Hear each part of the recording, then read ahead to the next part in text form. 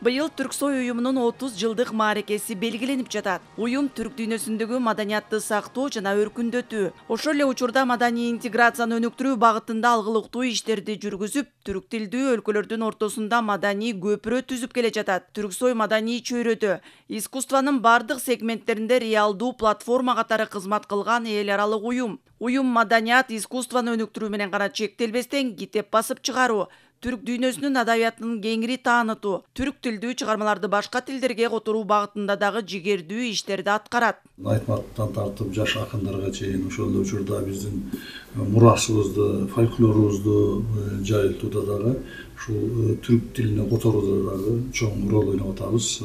Бул өтө биз үчүн маанилүү нерсе да.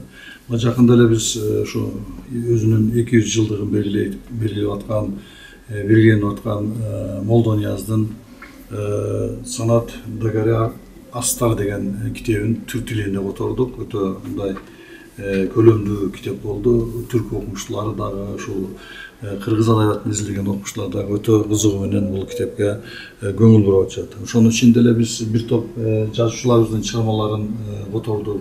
Айтматовдун, Чыңгыз Айтматовдун китептери дээрлик бардыгы которулуп чыгарылган, бирок биз ушул Айтматовдун чыгармаларын изилдеген түрк окумуштууларынын, адабиятчылардын китептерин дагы чыгардык, ушул биздин адабиятыбызды кеңири жайылтуу боюнча. Ошол эле учурда биздин классик жазуучубуз Төлөгөн Касымбековдун китептерин чыгардык. Мына Төлөгөн Касымбековдун бул Төлөгөн Касымбеков жөнүндөгү жазылган китеп, ошол эле учурда Төкөмүн Кыргын деген романын дагы түрк тилине которуп чыгардык.